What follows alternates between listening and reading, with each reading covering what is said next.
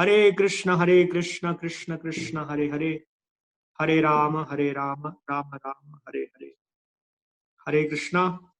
सभी भक्तों का स्वागत है। हम कल चर्चा कर रहे थे गुरु तत्व के विषय में। श्रील प्रभुपाद बताते हैं गुरु कौन है। आज हम श्रील प्रभुपाद के एक इंटरव्यू से पढ़ेंगे। श्रील प्रभुपाद इस इंटरव्यू में चर्चा कर रहे हैं एक संत और एक ठग में क्या भेद है। तो ये पुस्तक है आत्म साक्षात्कार का विज्ञान। उसमें ये एक आर्टिकल रूप के रूप में दिया गया है। हम इसे पढ़ने का प्रयत्न करेंगे। हरे कृष्ण।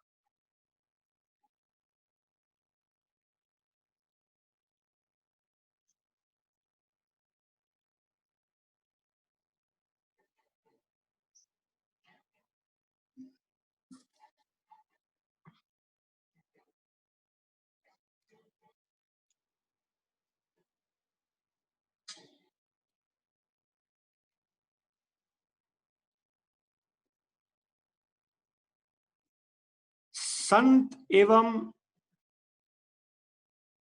ठग में भेद। श्रील प्रभुपाद का एक इंटरव्यू है लंदन में। पत्रकार कृष्ण कृपा श्री मूर्ति। ऐसा प्रतीत होता है कि पहले की तुलना में अधिकाधिक लोग किसी न किसी प्रकार के आध्यात्मिक जीवन की खोज में हैं। क्या आप मुझे बता सकते हैं कि ऐसा क्यों है? आज हम देखते हैं बहुत सारे लोग कहते हैं कि दिन प्रतिदिन लोगों की रुचि बढ़ रही है आध्यात्म, लेकिन वास्तव में हम देखते हैं कि वे गंभीरता से आध्यात्मिक जीवन क्या है उसकी खोज नहीं करते। आध्यात्मिक जीवन किसी प्रामाणिक शास्त्र से प्राप्त नहीं करना चाहते। तो इसी विषय पर श्रील प्रभुपाद आज चर्चा करेंगे। श्रील प्रभुपाद, आध्यात्मिक जीवन की आकांक्षा परम स्वाभाविक है। हम आत्मा है, अतः हमारा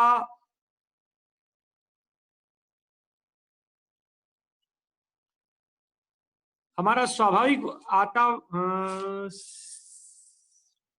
हाँ, अतः हम सांसारिक वातावरण में सुखी नहीं रह सकते।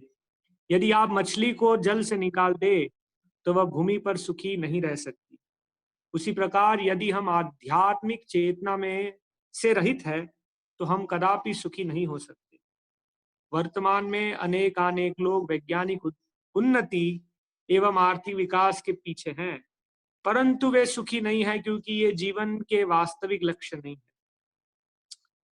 अनेक युवा मनुष्य इसका अनुभव कर रहे हैं, तथापि वे भौतिकतापूर्ण जीवन का त्याग कर रहे हैं एवं आध्यात्मिक जीवन को खोजने का प्रयत्न कर रहे हैं।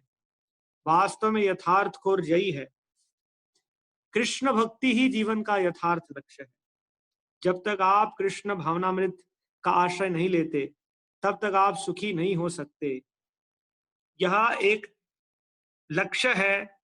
अतएव इस महान अभियान के अध्ययन हेतु और इसको समझने के लिए हम प्रत्येक को निमंत्रित कर रहे हैं।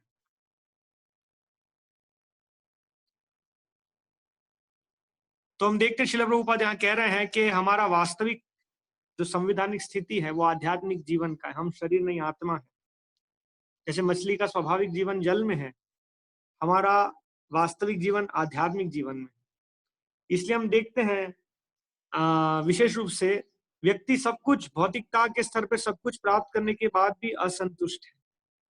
ये भी एक लक्षण है। सभी, जैसे हमने सबसे पहले प्रमाण तत्वों का चर्चा किया था पहले कक्षा में, तो ये भी एक प्रकार का प्रमाण है। किसी चीज के आभास से हम किसी चीज को समझ सकते हैं। तो यहाँ हम देखते हैं सब कुछ होने के बाद भी हम असंतुष्ट हैं, मतलब हमारा जीवन कहीं और है। श्रील प्रभुपाद जब अमेरिका गए और वहां उनको पूछा कि कैसे सरलता से नवयुवक सब भक्ति में आ गए, तो प्रभुपाद कहते हैं वे त्रस्त हो गए थे भौतिक जीवन से। उनके पास सब कुछ था फिर भी वे सुखी नहीं थे। इसलिए बहुत आसान था उनको भगवत चेतना में या भगवत भक्ति में लाना।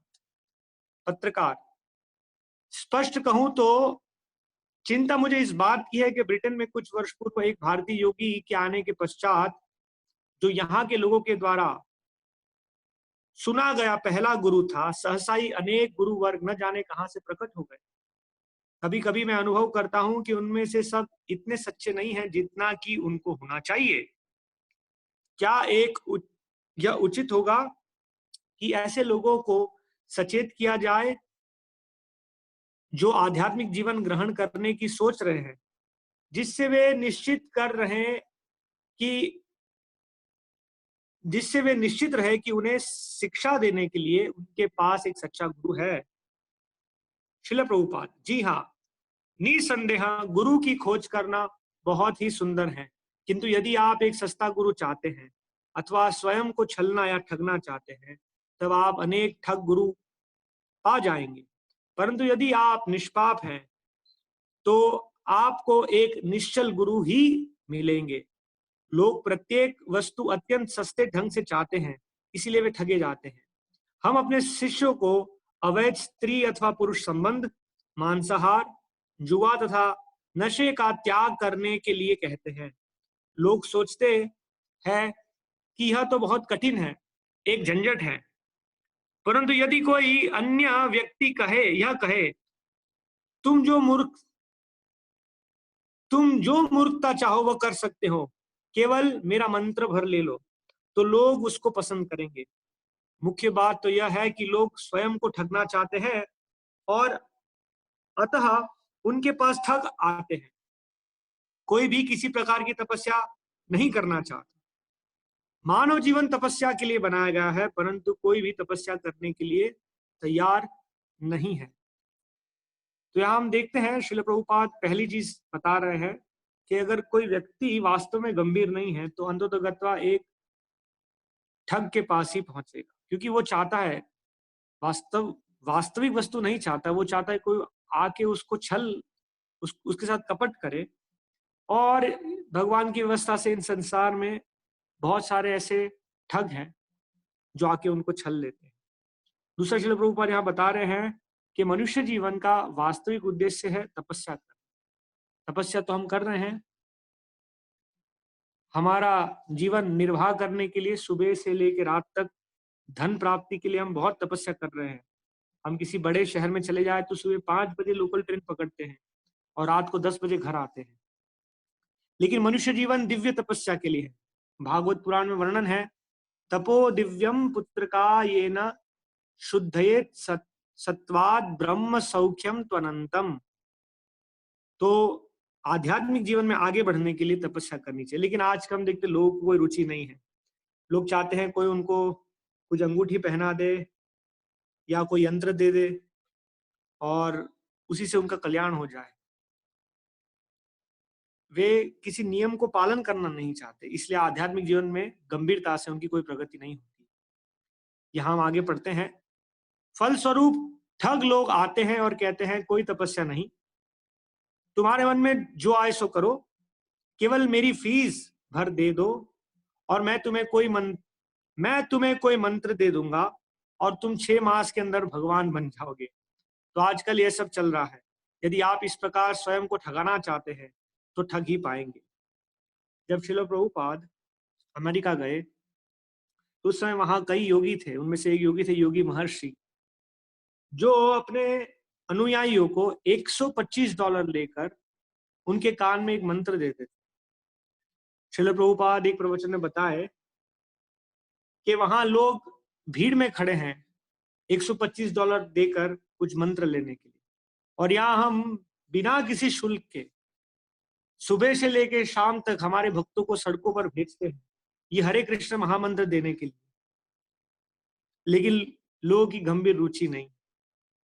वहां पर वो योगी कहते हैं कि वे भगवान हैं और लोग भीड़ में वहां जाते हैं पूछने के लिए, स्वामी जी कैसे आप भगवान बन गए? और प्रभुपाद कहते हैं यहाँ हम उनको बताते हैं कि हम भगवान नहीं हैं, वास्तव में हम सब भगवान के दास हैं, लेकिन लोगों की रुचि नहीं। तो ये वर्तमान में स्थिति है कलयुग की। अगर हम सत्य प्रस्तुत करते हैं तो लोगों की रुचि नहीं है। अगर हम कुछ चमत्कार करते हैं, जैसे हम ये कहावत है, चमत्कार को नमस्कार, तो लोग वास्तव में चमत्कार देखकर भीड़ में जाते हैं। अगर हम कहते हैं कि हम आपको ये महामंत्र से भगवान का दर्शन करवा सकते हैं, लोगों की रुचि नहीं है। लेकिन अगर हम कहेंगे कि लड्डू गोपाल है जो दूध पी रहे हैं, तो लोग वहां बड़ी तादाद में जाते हैं देखने के लिए। तो इस प्रकार से केवल लोग चमत्कार चाहते हैं, वास्तविक चीज नहीं चाहते। आगे पढ़ते हैं। पत्रकार, परंतु उस व्यक्ति के लिए क्या किया जाए जो गंभीरतापूर्वक आध्यात्मिक जीवन प्राप्त करना चाहता है, परंतु उसे सद्गुरु की प्राप्ति हो जाती है।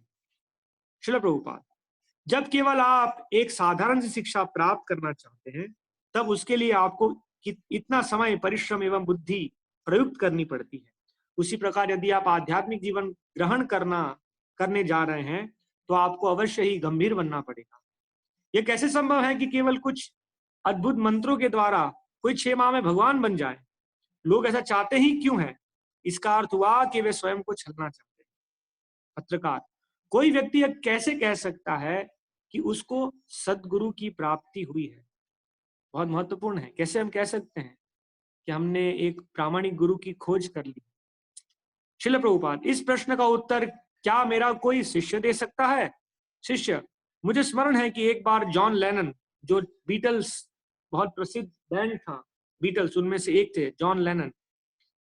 एक बार जॉन लेनन ने आपसे पूछा, यह मुझे कैसे ज्ञात होगा कि कौन सच्चा गुरु है? और आपने उत्तर दिया, केवल यह ढूंढ निकालिए कि कौन कृष्ण में सबसे अधिक आसक्त है, ऐसा व्यक्ति सच्चा गुरु है। श्रील प्रभुपाद, जी हाँ, सच्चे गुरु श्री भगवान के प्रतिनिधि है तथा वे भगवान के विषय के अतिरिक्त और कुछ भी नहीं कहते। भगवत गीता में अर्जुन भगवान से यही प्रश्न करते हैं। वे भगवान से पूछते हैं कि जो आपकी चेतना में आसक्त है उसे कहते हैं स्थित प्रज्ञ, तो कैसे मैं पहचानूंगा कि स्थित प्रज्ञ कौन है? वहां अर्जुन भगवान से प्रश्न करते हैं, स्थित प्रज्ञ से का भाषा? तो पहला प्रश्न यह है कि उसकी भाषा कैसी है, वो क्या बोलता है? तो हम देखते हैं एक प्रामाणिक गुरु कृष्ण के अतिरिक्त और कुछ नहीं बोलते। आगे पढ़ते हैं। सच्चे गुरु वे हैं जिनकी सांसारिक जीवन में कोई रुचि नहीं है, वे केवल एकमात्र भगवान के पीछे ही है। और सद्गुरु की एक कसौटी है ब्रह्मनिष्ठम। ब्रह्मनिष्ठम, वे परम सत्य में मग्न रहते हैं। ब्रह्म अर्थात परम सत्य, निष्ठम मतलब उसमें पूर्ण रूप से स्थित। मुंडक उपनिषद में कहा गया है, श्रोत्रियम ब्रह्मनिष्ठम। सद्गुरु को शास्त्र तथा वैदिक रहस्य का भली भांति ज्ञान रहता है। वे पूर्ण रूप से ब्रह्म पर निर्भर रहते हैं। उन्हें ज्ञात होना चाहिए ब्रह्म क्या है और ब्रह्म में किस प्रकार स्थित होना चाहिए। वैदिक साहित्य में ये लक्षण दिए गए हैं। जैसा कि मैंने पहले कहा है, सच्चे गुरु श्री भगवान के प्रतिनिधि है। वे परम ईश्वर का प्रतिनिधित्व करते हैं, ठीक उसी प्रकार से जैसे एक वाइस रॉय राजा का। कल हमने उदाहरण लिया था कि एक डाकिया जब डाक देने आता है तो उसमें कुछ जोड़ता नहीं है, उससे कुछ निकालता नहीं। इसी प्रकार से यहाँ वर्णन है कि गुरु भगवान के प्रतिनिधि है। जैसे एक राजा का दूत है या वाइस रॉय, जो राजा नियुक्त करते हैं, उनका पद राजा जैसा ही होता है, लेकिन राजा के वफादार सेवक के रूप। आगे पढ़ते हैं। वास्तविक गुरु कुछ घड़ा नहीं करते, मन से कुछ जोड़ते नहीं है। उनके द्वारा की गई प्रत्येक वस्तु शास्त्र एवं पूर्व के आचार्यों के अनुसार होती है। वे आपको मंत्र नहीं देंगे और यह नहीं कहेंगे कि आप 6 मास में भगवान बन जाएंगे। गुरु का कार्य यह नहीं है। गुरु का कार्य है प्रत्येक जीव को भगवान का भक्त बनाने के लिए प्रचार करना। वास्तविक गुरु के कार्य का सार तत्व यही है। निसंदेह उनका कोई दूसरा कार्य है ही नहीं। वे जिसको भी देखते हैं उसे कहते हैं, कृपया भगवत भावना भावित बनिए, प्लीज बिकम गॉड कॉन्शियस। यदि वे किसी न किसी प्रकार भगवान की ओर से प्रचार करते हैं तथा प्रत्येक जीव को श्री भगवान का भक्त बनाने का प्रयत्न करते हैं, तो वे सच्चे गुरु हैं। पत्रकार, इस विषय में क्रिश्चियन पादरी की क्या स्थिति है? तो श्रील प्रभुपाद उत्तर देते हैं, क्रिश्चियन, मुसलमान, हिंदू, इसमें कुछ अंतर नहीं पड़ता। यदि वे केवल भगवान की ओर से बोल रहे हैं तो वे एक गुरु हैं। उदाहरण के लिए जीसस क्राइस्ट, उन्होंने लोगों के बीच प्रचार किया, भगवान से प्रेम करने का प्रयत्न करो। कोई भी इससे अंतर नहीं पड़ता कि कौन है, चाहे वह हिंदू, मुसलमान या क्रिश्चियन हो, एक गुरु है। यदि वह भगवान से प्रेम करने के लिए लोगों को विश्वास पूर्वक सहमत कराता है, यह कसौटी है। गुरु कदापि नहीं सोचते कि मैं भगवान हूं या मैं तुमको भगवान बना दूंगा। सच्चे गुरु कहते हैं मैं भगवान का दास हूं और मैं तुमको भी भगवान का दास बनाऊंगा। इससे कुछ अंतर नहीं पड़ता कि गुरु की वेशभूषा कैसी है। जैसे भगवान श्री चैतन्य महाप्रभु ने कहा, जो भी कृष्ण तत्व का ज्ञान दे सकता है वह गुरु है। चैतन्य महाप्रभु कहते हैं, यही कृष्ण तत्व वेत्ता से ही गुरु है। वास्तविक गुरु लोगों को भगवान अर्थात श्री कृष्ण का भक्त बनाने का प्रयत्न करते हैं। उनका कोई भी अन्य कार्य नहीं है। तो हम देखते हैं लोग गुरु के पास जाते हैं प्रमोशन के लिए, जल्दी से शादी हो जाए, उनका कोर्ट में केस चल रहा है तो वो समाप्त हो जाए, अर्थात बहुत सारे भौतिक प्राप्ति के लिए गुरु के पास जाते हैं। नहीं, गुरु के पास जाना है भगवत भक्ति सीखने के लिए, कैसे मैं भगवान का भक्त बन सकता हूँ। पत्रकार, परंतु असदगुरु लोग, श्रील प्रभुपाद, असदगुरु क्या होता है? पत्रकार, एक असदगुरु कुछ धन अथवा प्रसिद्धि चाहता है। श्रील प्रभुपाद, ठीक है, परंतु यदि वह असद है तो गुरु ही कैसे बन सकता है? हंसते हुए, लोहा सोना कैसे बन सकता है? वास्तव में गुरु बुरा हो ही नहीं सकता, क्योंकि यदि कोई बुरा है तो वो गुरु नहीं हो सकता। बुरा गुरु आप नहीं कह सकते, ये विरोधाभास है। आपको केवल यह समझने का प्रयत्न करना है कि सद्गुरु क्या होता है। सच्चे गुरु की परिभाषा है कि वे केवल भगवान के विषय में ही बोल रहे हैं, बस। आज हम देखते हैं बहुत सारे गुरु सक्सेस, मोटिवेशन, पॉजिटिव थिंकिंग, इन सब के विषय में बताते हैं, लेकिन वास्तव में एक गुरु का कार्य है हमको भगवत ज्ञान देना, आध्यात्मिक शिक्षा देना। आगे पढ़ते हैं। यदि वह किसी निरर्थक विषय पर बोल रहा है तो वह गुरु नहीं है। गुरु बुरा हो ही नहीं सकता। लाल गुरु या सफेद गुरु के समान ही असद गुरु का भी प्रश्न ही नहीं उठता। गुरु का अर्थ है सच्चा गुरु। हमें केवल यही जानने भर की आवश्यकता है कि सच्चे गुरु केवल श्री भगवान के विषय में बोल रहे हैं तथा लोगों को भगवान का भक्त बनाने का प्रयत्न कर रहे हैं। यदि वे ऐसा करते हैं तो वे सच्चे गुरु हैं। इसलिए श्री प्रभुपाद कहते थे कि एक प्रामाणिक गुरु बनना बहुत बड़ी बात नहीं है। अगर हम प्रामाणिक शास्त्र से और एक प्रामाणिक गुरु से सुनते हैं और उन्हीं के शब्दों को दोहराते हैं तो हम भी एक प्रामाणिक गुरु बन सकते हैं।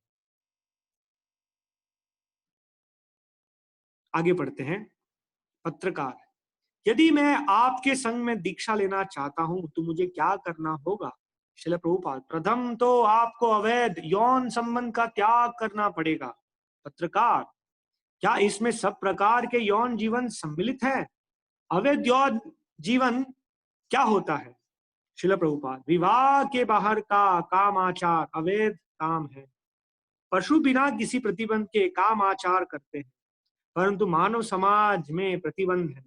प्रत्येक देश एवं प्रत्येक धर्म में यौन जीवन को प्रतिबंधित करने के लिए किसी न किसी प्रकार की प्रणाली पाई जाती है, जिसे हम विवाह कहते हैं।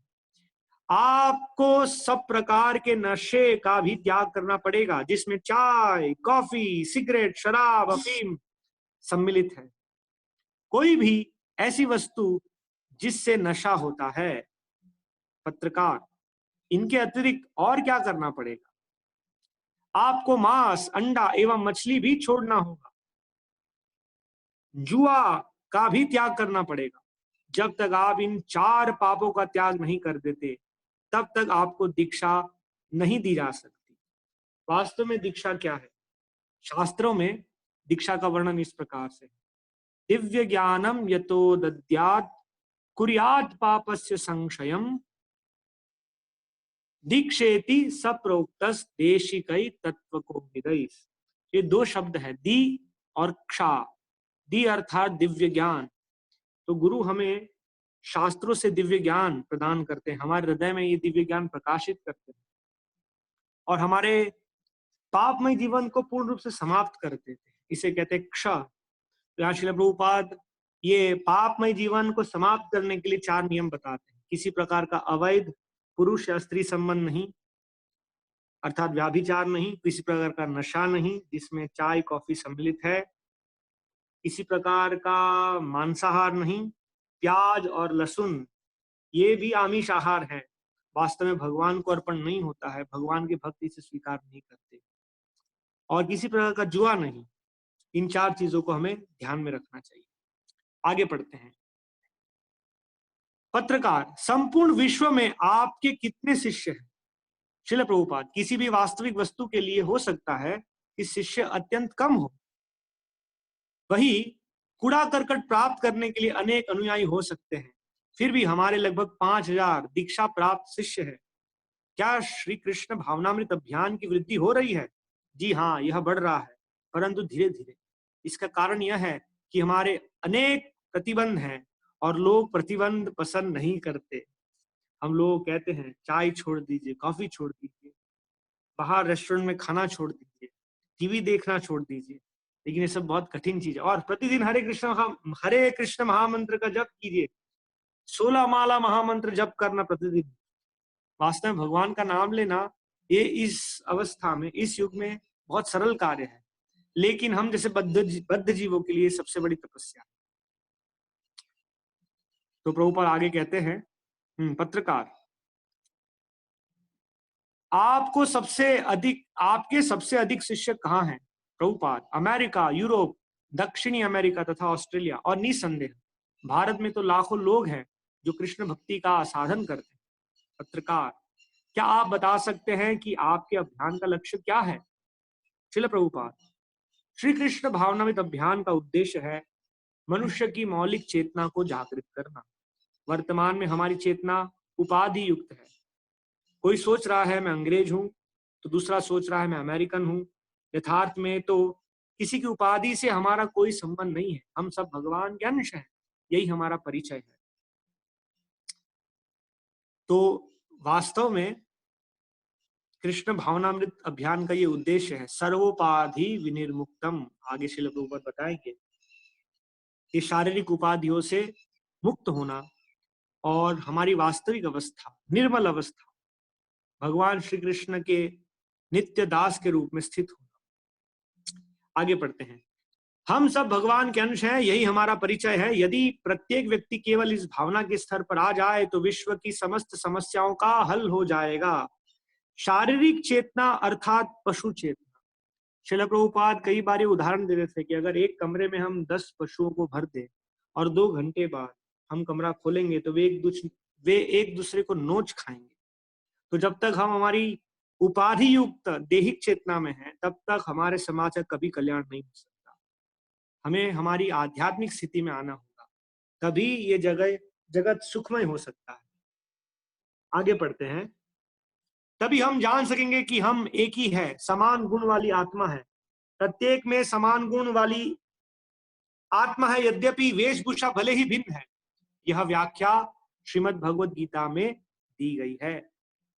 पत्रकार, श्रील प्रभुपाद, भगवान की भक्ति का वास्तव में क्या अर्थ होता है?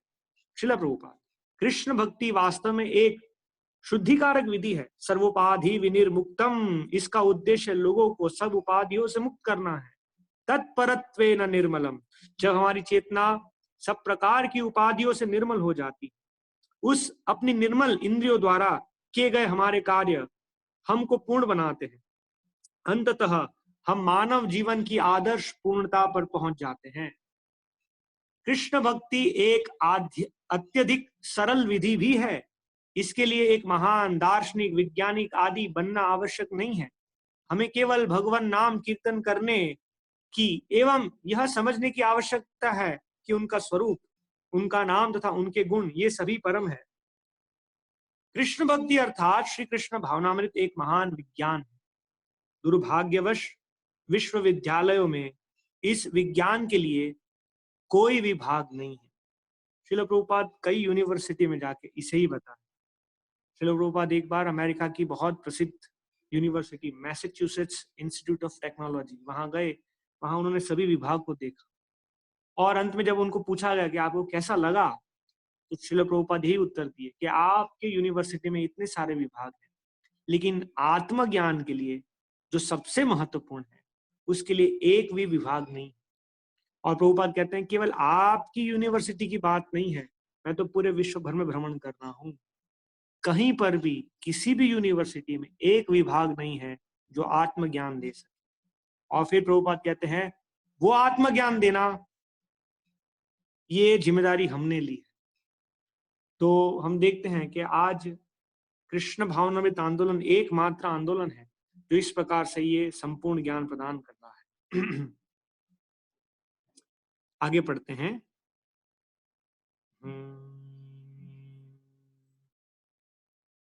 अतः हम मानव समाज के कल्याण में रुचि रखने वाले सभी गंभीर मनुष्यों को इस महान अभियान को समझने के लिए निमंत्रित करते हैं। यदि संभव हो तो वे इसमें भाग ले तथा हमारे साथ सहयोग करें, इससे विश्व की समस्याएं हल हो जाएगी। आध्यात्मिक ज्ञान का सर्वाधिक महत्वपूर्ण एवं प्रामाणिक ग्रंथ श्रीमद् भगवद गीता का यही निर्णय है। आप में से अनेक व्यक्तियों ने भगवद गीता के विषय में सुना होगा। हमारा अभियान इस पर आधारित है। भगवान के सभी महान आचार्यों द्वारा हमारे अभियान को समर्थन प्राप्त है। श्री रामानुजाचार्य, श्री मध्वाचार्य, भगवान श्री चैतन्य देव तथा उनके महाजन इत्यादि आप सब समाचार पत्रों के प्रतिनिधि हैं। अतः मैं आपसे प्रार्थना करता हूं कि मानव समाज के कल्याण के लिए इस अभियान को यथासंभव समझने का प्रयत्न करें।